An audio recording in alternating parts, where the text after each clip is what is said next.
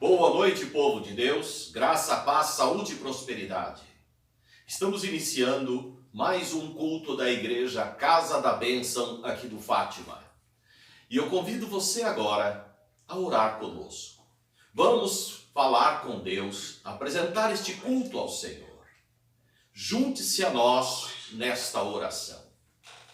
Querido Deus, Pai Todo-Poderoso, Criador dos céus e da terra, em nome de Jesus Cristo, nós te damos graça, Senhor, por mais uma oportunidade que o Senhor nos dá de honrar e glorificar o teu nome. Ó Senhor amado, venha falar, Pai, com cada pessoa, venha falar, Senhor, com cada família.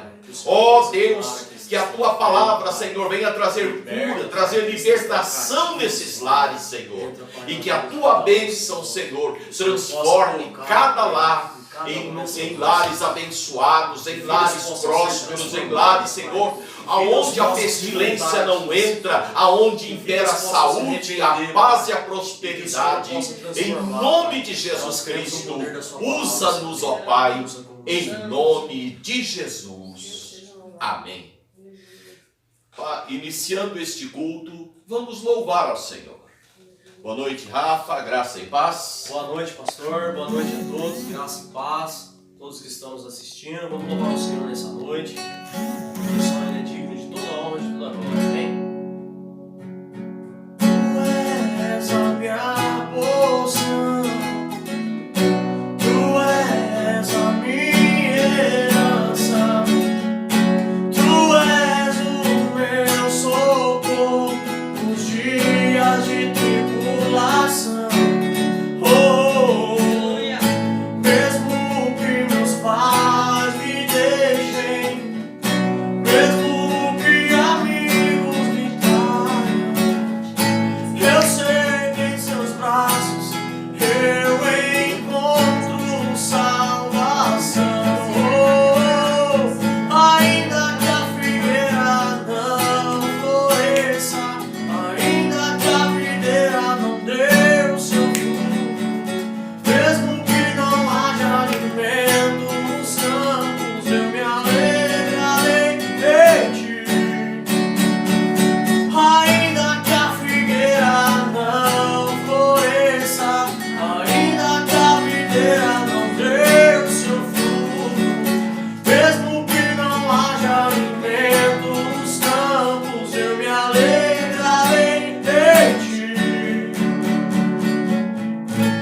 Aleluia, Senhor. Aleluia, Glória a glória a Deus. Deus. Louvado e bendito sejas o nome de nosso Senhor Jesus Cristo.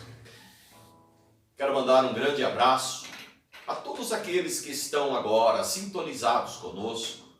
Aonde você estiver, sinta-se abraçado e abençoado em nome de Jesus. Vamos à palavra de Deus, que está no livro de 2 Reis, capítulo 5. Naamã, chefe do exército do rei de Arã, rei da Síria, era um homem muito respeitado e honrado pelo seu senhor, pois por meio dele o Senhor dera vitória à Síria. No entanto, este valoroso guerreiro contraiu uma doença terrível chamada lepra. Numa de suas campanhas militares, os sírios haviam levado cativa uma menina da terra de Israel, que passou a servir a esposa de Naamã. Um dia, a menina sugeriu à sua patroa: quem me dera o meu senhor procurasse o profeta que está em Samaria. Com certeza, ele o curaria da sua lepra. Então, Naamã comentou essa informação com o seu senhor. Assim falou a menina israelita. Meus amados irmãos, Naamã era um poderoso general de guerra, um homem famoso, um homem que conquistava muitas guerras, e naqueles tempos bíblicos, os países guerreavam muito entre si, porque muitos países viviam de despojos de guerra. E Naamã, ele era muito famoso, porque ele era um homem que, em todas as guerras, em todas as batalhas em que ele comandava, ele saía vitorioso. E em uma guerra contra Israel, ele derrotou Israel e levou vários prisioneiros para a Síria. E dentre esses prisioneiros, ele levou uma menina. E esta menina, ele levou para a casa dele, para que ela fosse empregada da esposa de Naamã. E um dia, ela viu quando Naamã tirou a sua capa. Ela viu que debaixo daquela capa, onde ele ostentava as medalhas, onde mostrava a sua grandeza, a sua força, o seu poder, debaixo daquela capa se escondia um homem doente. Aquele homem era leproso, e ser leproso nos tempos bíblicos era a pior de todas as doenças daquele tempo. Uma pessoa leprosa, ela era retirada da sociedade, afastada da família. Ele poderia ser um rei, poderia ter a posição que fosse. Se descobrissem que ele era um leproso, ele era expulso da cidade e iria viver como um mendigo. Naquela época também a lepra simbolizava pecado, né, pastor? Sim. Simbolizava algo errado, né? Impureza. Tinha uma impureza, tinha algo errado com a pessoa, né? Imagina isso para um general, que ele tinha que ter né? Exato. Então ele escondia a dor dele debaixo de uma capa. Como nós vemos hoje, muitas pessoas escondendo suas tristezas, suas frustrações, seus medos, debaixo de uma capa. Quantas pessoas também que colocam também a capa de santidade, a capa da religiosidade, e por baixo um miserável pecador. Naamã, queridos, era um homem de grande fama. Ele era o comandante, como se fosse o ministro da guerra do seu país. Era um homem corajoso, forte, guerreiro, famoso. E ele também tinha um grande prestígio político. Era um homem que ele era idolatrado pelas pessoas da Síria. Ele tinha honra militar. Naamã, como comandante do exército do rei da Síria, a Síria naquele tempo não é esse farrapo que é hoje. A Síria nos tempos bíblicos era um país de um grande potencial bélico, de um grande potencial de guerra. Era um país forte. E ele era o herói de guerra desse país, um herói nacional. Sua farda cheia de medalhas, condecorações, títulos. Era um homem que era o braço direito do rei, o homem de maior prestígio no palácio, abaixo do rei, era Naamã. E ele também era um homem que quando ele passava na rua, ali com o seu cavalo, ele era aplaudido. O povo aplaudia ele, Rafael. Era um homem que quando ele passava, todo mundo gritava o nome dele. Porém, só ele sabia o que ele tinha por baixo daquela capa. A doença terrível. E quando aquela menina viu aquele homem sem a capa, que ela viu aquelas feridas, ela poderia ter agido com vingança, porque ela foi levada cativa. Como escrava, né? Ela poderia ter falado, eu vou ficar quieta, deixa ele morrer nessa doença aí. Ou ela poderia ter denunciado. Porque se ela sai na rua e denuncia, tornando público aquele problema, Naamã, ele perderia o seu título, perderia tudo que ele tinha, seria expulso de casa. Mas ela não fez isso. Aquela menina, embora isso tenha se passado há uns 800 anos antes de Cristo, ela agiu como uma verdadeira cristã. Aleluia. Da mesma forma que o nosso Senhor, quando estava naquela cruz, ele olhou para todas aquelas pessoas que haviam apedrejado ele, xingado, açoitado, zombado, colocado coroa de espinhos, crucificado. Ele olhou para aquelas pessoas que zombavam dele, quando ele estava na cruz. Ele ergueu os olhos para os céus e disse: Pai, Aleluia. perdoa eles, Pai. Eles não sabem o que estão fazendo. Aquela menina, ela agiu com a mesma bondade, com o mesmo amor.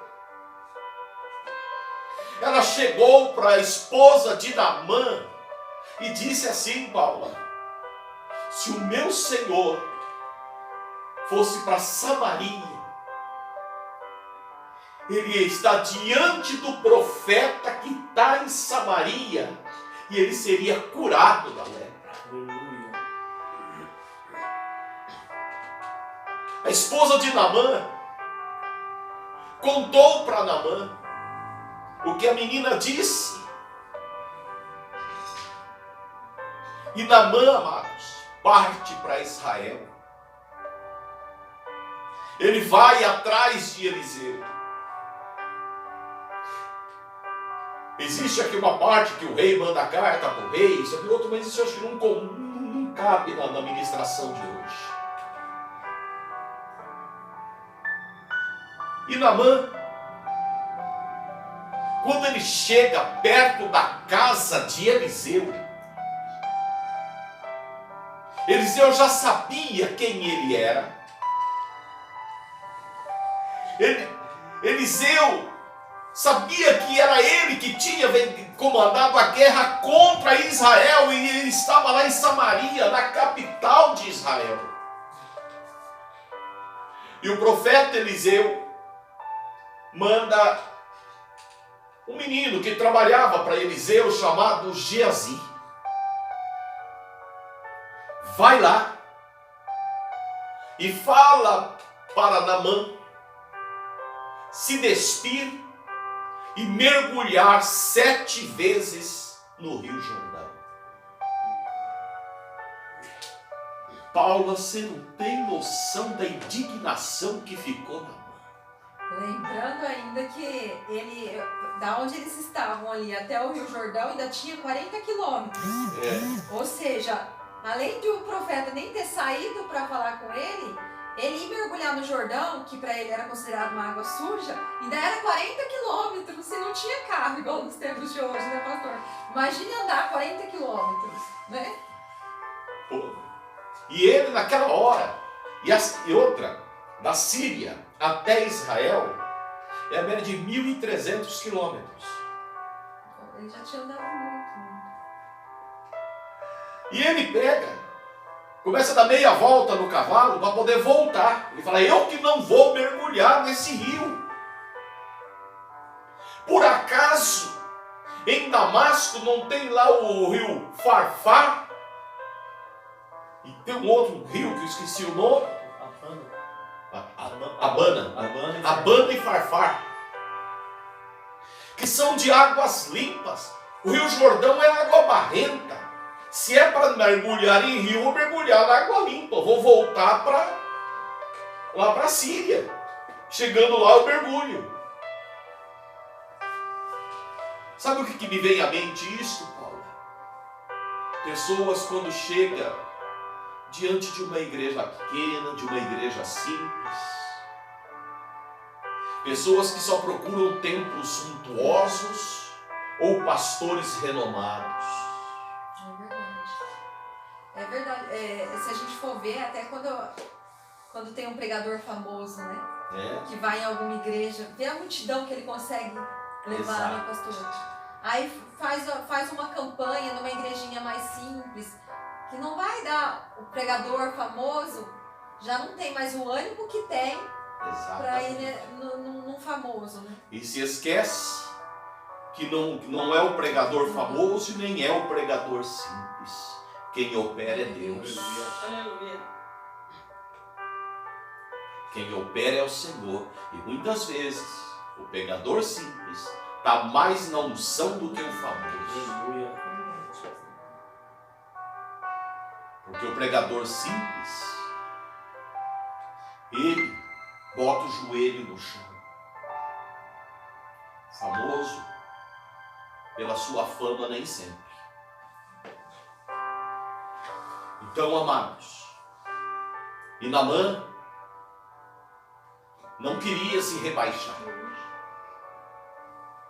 E chegou daqueles que estavam com ele, um dos soldados, e chega para ele e fala, meu Senhor, nós viemos até aqui, e o profeta pede para o Senhor uma coisa tão simples, que é mergulhar no Rio Jordão. Se ele te pedisse alguma coisa difícil, o Senhor não faria? Ele só está pedindo para o Senhor dar 7 mergulhos. Nesta hora, Naamã, ele vai até as margens do Rio Jordão. E diante dos soldados, ele tem que expor a sua lepra. Ele tem que tirar aquela farda. Porque está escrito que diante do Senhor todo joelho se dobrará. E todos hão de se humilhar diante da potente mão de Deus. O orgulho de Naamã foi quebrado ali, quando ele tirou a capa e mostrou para todo mundo quem ele verdadeiramente era. Um homem leproso. Então nós chamamos este primeiro mergulho o mergulho da pequenez. Ele teve que se apequenar, descer do seu pedestal, descer do seu título e reconhecer que Senhor é só Deus. Aleluia.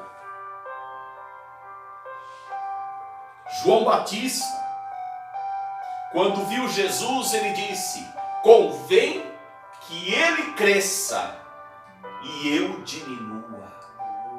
E o que Jesus disse de João Batista? Dentre todos os homens nascidos de mulher, este é o maior.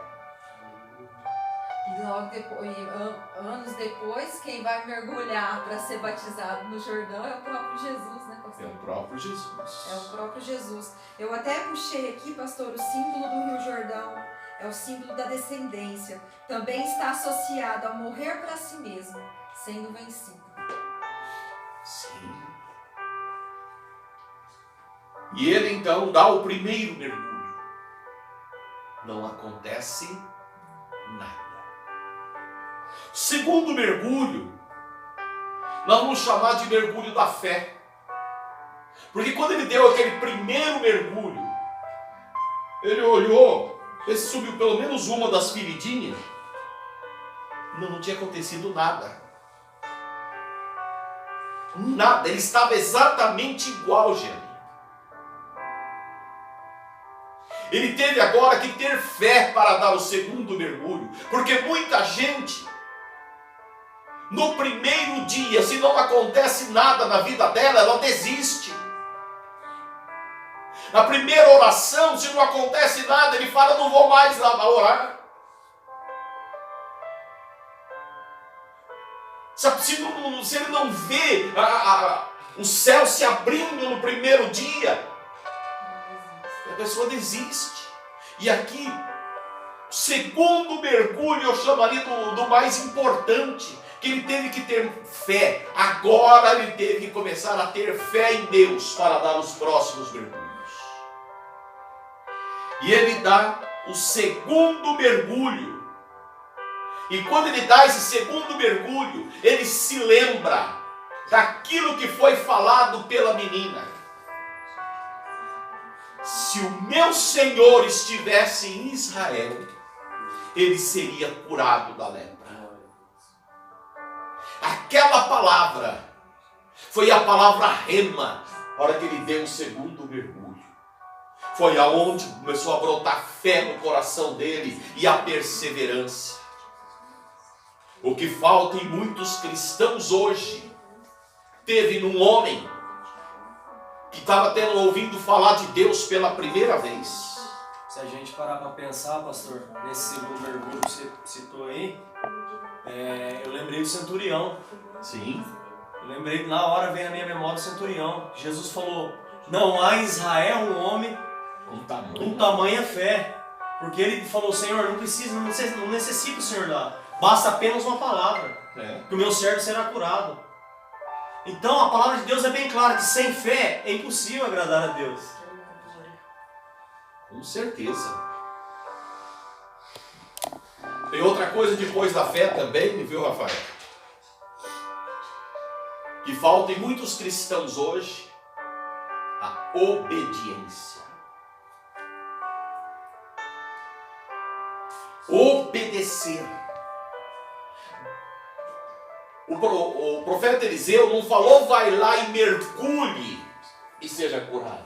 Vai lá e mergulhe 7 vezes. Naamã não era acostumado a obedecer. Porque ele sempre mandava, né? Exato, Naamã ele mandava. Naamã era um general. Naamã ele era acostumado a dar ordens e as pessoas obedecerem ele. Agora, ele estava obedecendo.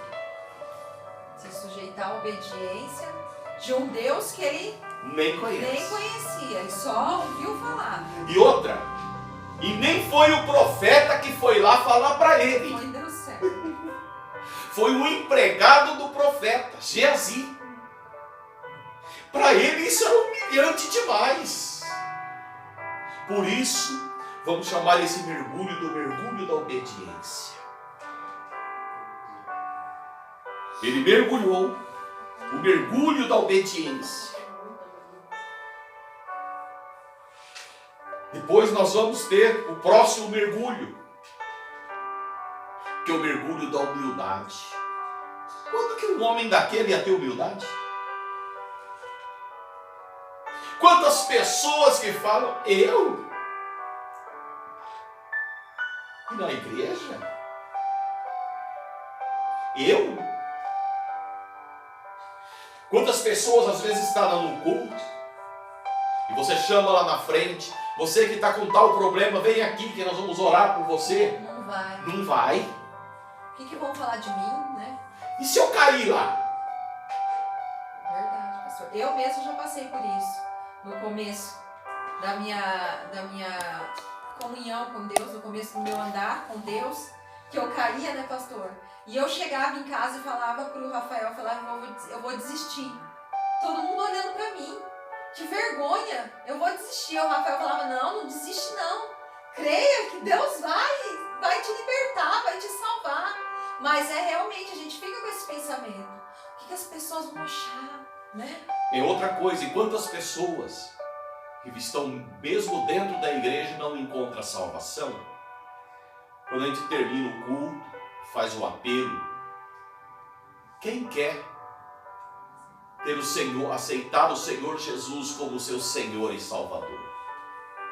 A pessoa fica lá resistente. Coração queimando e resistente. Né? E resistente. Queridos, olhe bem para mim agora. Pode olhar, não tenho olhos azuis não, mas pode olhar. Você sabe o que pode te acontecer amanhã? Nós estamos vivendo numa época em que a vida não vale mais nada. E morrer, viver sem Jesus é até possível. Difícil é morrer sem Ele. E quantas pessoas estão morrendo sem Jesus porque acha que é se humilhar e lá na frente aceitar Jesus. E muitas vezes dentro da igreja. Tem pessoas que estão dentro da igreja há 10 anos e ainda não confessou a Jesus. Queridos, preste atenção. Não é o fato de estar dentro da igreja que te dá salvação, não.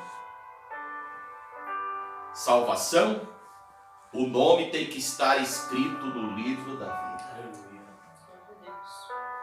A palavra do Senhor diz: aquele que crer e for batizado será salvo.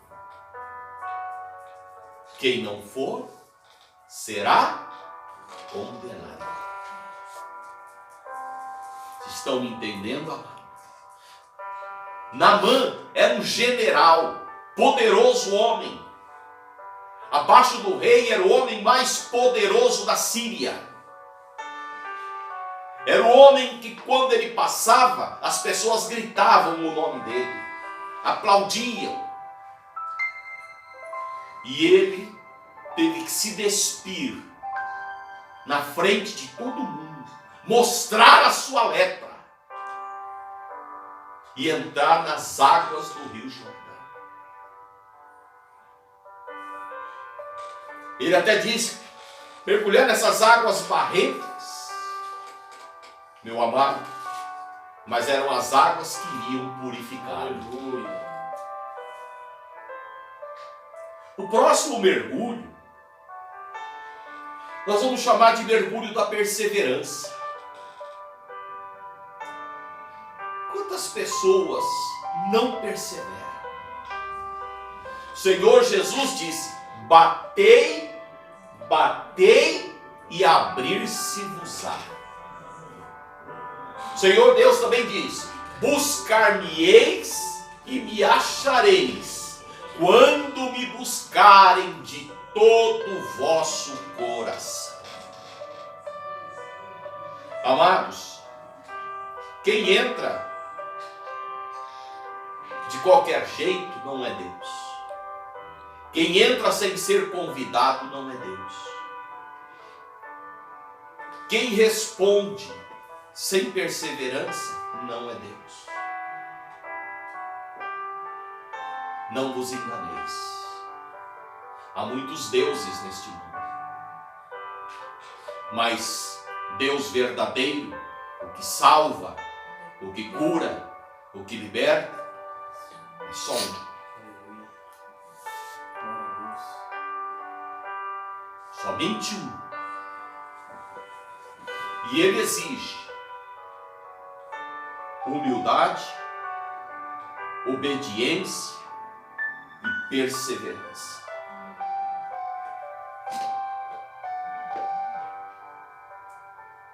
Naamã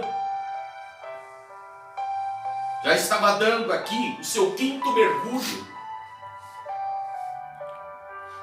E ele olhava para o corpo dele e todas as feridas ainda estavam ali. E já era o 5º, Rafael. E ele ainda continuava do mesmo jeito, todo leproso, cheio de feridas. Não havia mudado nada. Nada tinha acontecido. Mas uma coisa, nada havia acontecido por fora. Por dentro, aleluia, já estava a transformação. Aleluia. Ele estava dando todos esses mergulhos, porque por dentro dele algo já tinha tocado. Porque quando nós abrimos o coração para Deus, amados, o primeiro que entra no nosso coração é o Espírito Santo de Deus. Aleluia. Até o momento Deus estava em silêncio. Mas quando está em silêncio é sinal que Ele está trabalhando. Está trabalhando, o Espírito Santo estava agindo ali dentro. Na verdade, a transformação real de Deus é de dentro para fora. De dentro para fora. Então é isso que estava acontecendo com Naamã. Só que muitas das vezes, essa questão de perseverança é que muitas das vezes a gente não tem, né? A gente entra numa campanha e quer que Deus faz para ontem. Só que o tempo é dele. É Ele que determina o tempo. A gente já entra desesperado, querendo que Deus já resolve para ontem o nosso problema. Só que a gente tem que entender que é um tempo determinado para todas as coisas, pastor. Quando as pessoas começam uma campanha, né, pastor, e interrompem no meio do caminho, não continuam, né? Quantas e quantas. Queridos, nós temos que ter perseverança, como a mulher cananeia. Aleluia. O próprio Senhor Jesus falou para ela: não é bom pegar o pão dos filhos e dar aos cachorrinhos. Mas ela perseverou. Aleluia. E ela disse: mas os cachorrinhos comem das migalhas que caem debaixo da mesa. A perseverança levou ela a conquistar o milagre. O cego Bartimeu, que gritava: Jesus, filho de Davi, tem misericórdia de mim. As pessoas mandavam ele ficar quieto, mandavam ele calar a boca. Quanto mais falavam, mais alto ele gritava. E a perseverança dele chamou a atenção de Jesus e ele foi curado. Por isso que o Senhor Jesus: perseverem. Bate até a porta se abrir. Tem gente, sabe, Paula? Tem pessoas que fazem propósitos, viu, Rafa? Vou fazer 3 dias de jejum. Fez os 3 dias, não aconteceu nada, ele parou. Eu fiz os 3 dias. E estou lá esperando. Já desiste. Existe. Você tem que jejuar, buscar até alcançar. Depois tem o 6º mergulho, que é o mergulho da conversão. Quando ele dá o 6º mergulho, Aleluia. ele está convertido. Aleluia. Ele já está todo quebrantado diante do Senhor. Ele já está sentindo o coração ardendo. Ele está sentindo que tem algo diferente acontecendo. Aleluia. A pele dele ainda está leprosa, mas o coração dele está limpo. Ele já começa a sentir aquela leveza da alma. Ele começa a sentir um calor que vem de dentro para fora.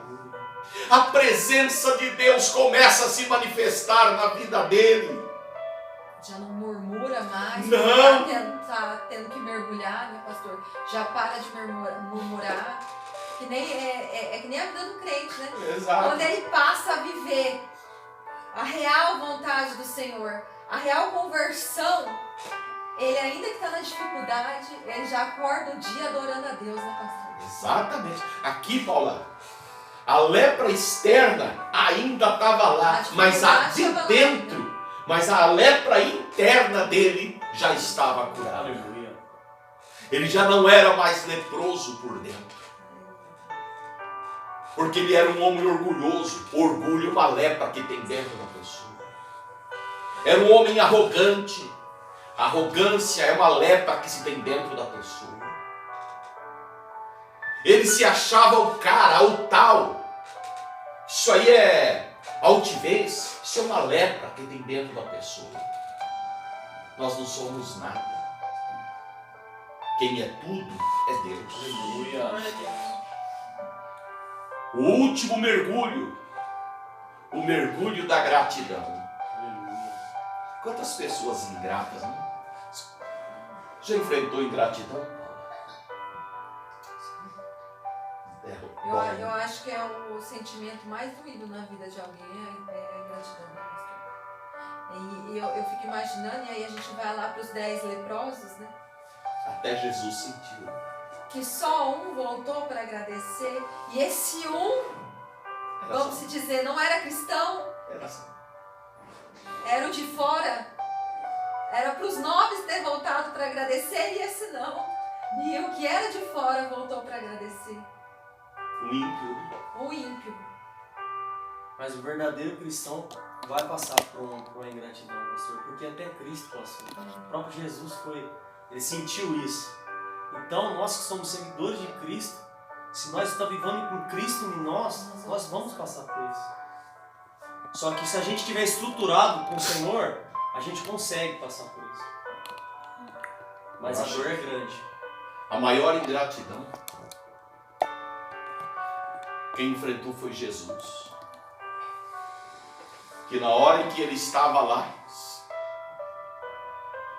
as pessoas começaram a gritar: crucifica, crucifica. Ali tinha pessoas que comeram o pão que ele multiplicou. Pessoas que foram curadas, teve algum parente que foi curado por ele. E olha, gente, ser curado naqueles tempos era só por milagre, porque a medicina era totalmente atrasada. A ingratidão. E aqui, Naamã dá o mergulho da gratidão. Ele já estava se sentindo grato dentro dele quando ele dá o 7º mergulho.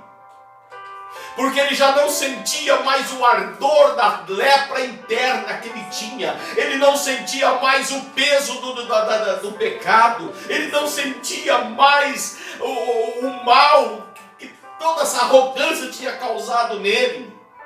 Ele era um outro homem. Na hora que ele sobe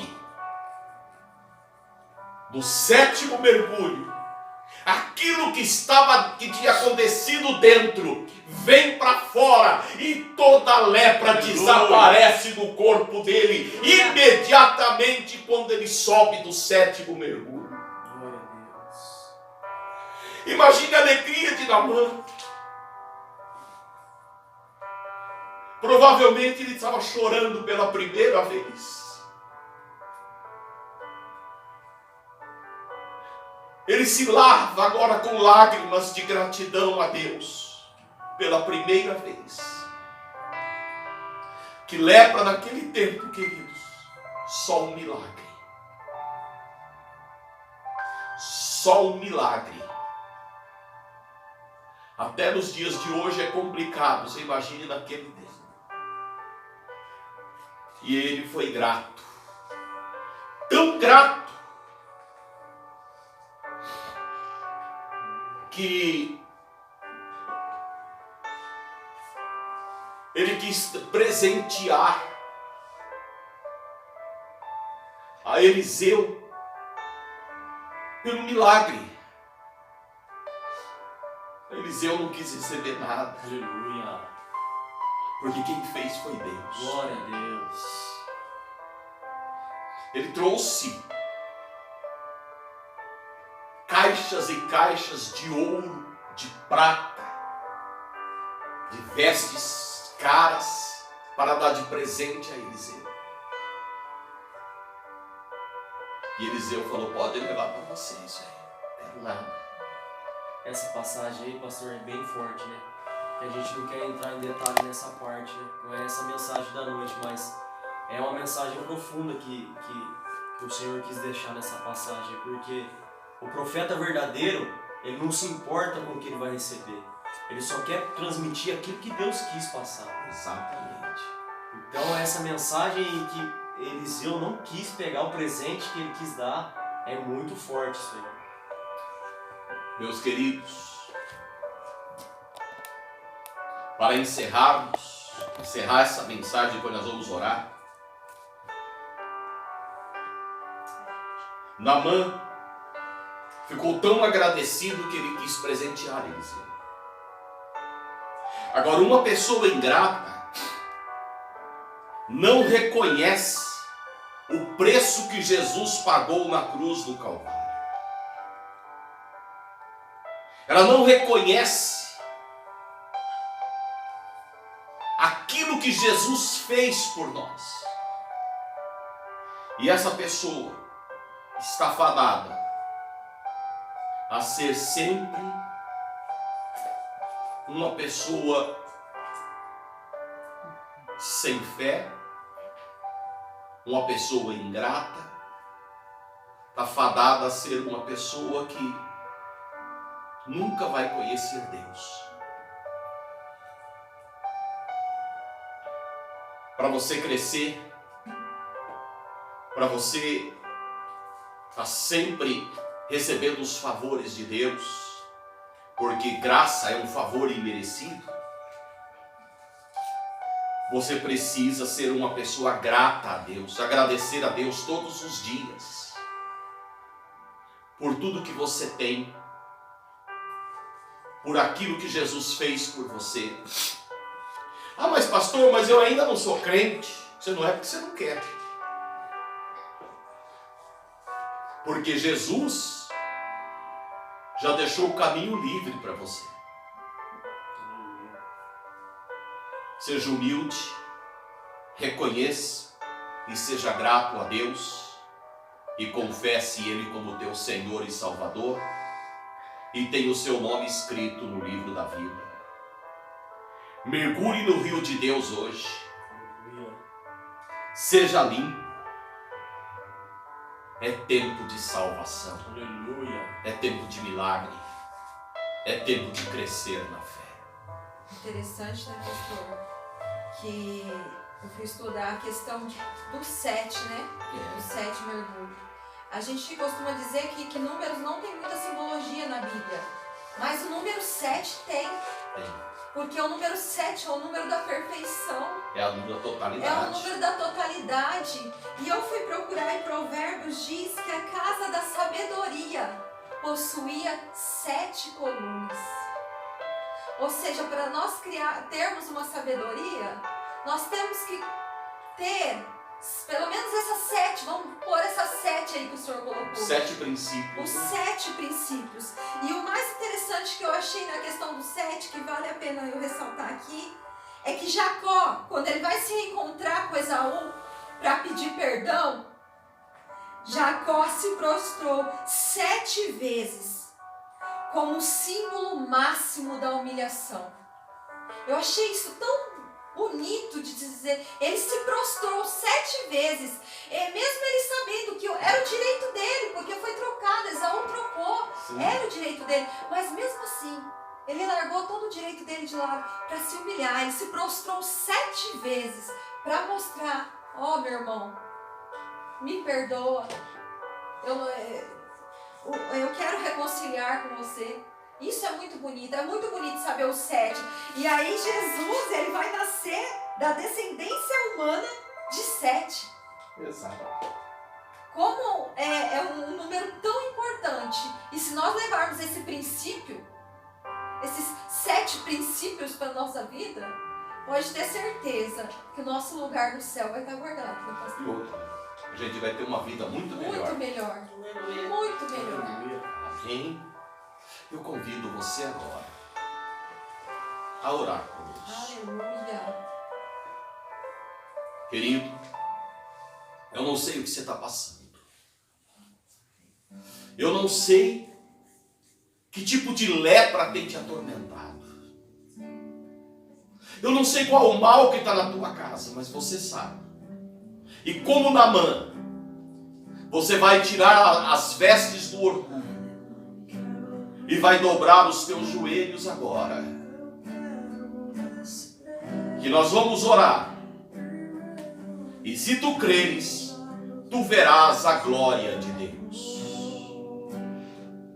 Amado Deus, Pai Todo-Poderoso, Criador dos céus e da terra, nós oramos agora, ó Pai, em favor de cada vida que está doente, em favor de cada pessoa que está doente, Pai.